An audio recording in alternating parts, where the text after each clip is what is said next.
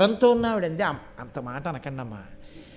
బతికినంత కాలం బతికిశాను, నేను చచ్చిపోతే భూమికి బరువా, ఈ భూమికి ఇప్పుడు ఏమైనా లోటా, ఇబ్బంది లేదు. కానీ పిల్లాడిని అలా అనకండి, వాడు వృద్ధిలోకి రావలసిన వాడు. నేను తెల్లబోయానండి ఆ మాటకి. నిజంగా బతికితే ఎంత చస్తే ఎంతందని ఆవిడ ఒప్పుకోలేదు. అలా అనద్దండి అంతే. అది అమ్మ మనసు అంటే, అది అమ్మ అంటే. అమ్మ అంటే వాడికి శక్తి ఉంది, పర్వాలేదు అందాం. అయ్యి బాబోయ్ ఏం పర్వాలేదు కదా, ఏం పర్వాలేదు కదా, ఏం పర్వాలేదు కదా అంటూనే ఉంటుంది అమ్మ ఎప్పుడు. అందుకే మీరు చూడండి, విదేశాలు వెళ్ళిపోయి ఎన్ని కోట్లు గణించాడన్నది ఇంకెవరైనా చూడొచ్చేమో.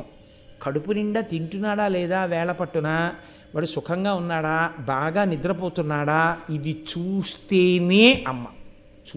చూస్తుంది అమ్మ. అమ్మ అంటేనే ఆ లక్షణం ఉంటుంది.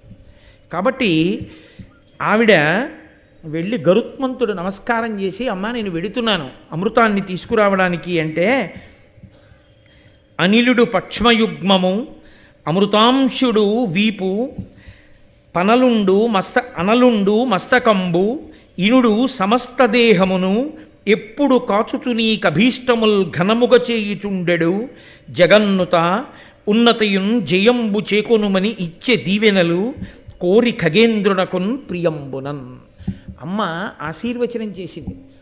ఎదర యుద్ధానికి వెళ్ళి అమృతభాండం తెచ్చేయడం అంటే అదేదో ఓ కాగితం కలమో పట్టుకురావడం కాదు.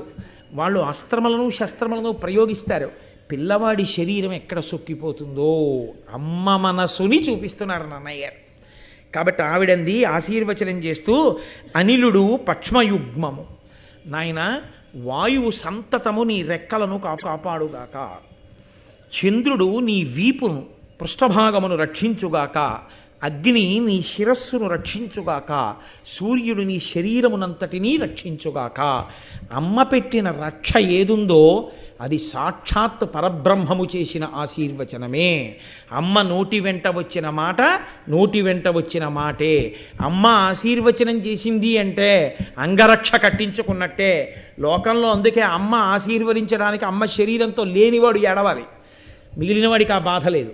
అమ్మ అన్న మాటకి లక్షణం ఏమిటో మీకు ఒక్క మాట చెప్తాను, జ్ఞాపకం పెట్టుకోండి.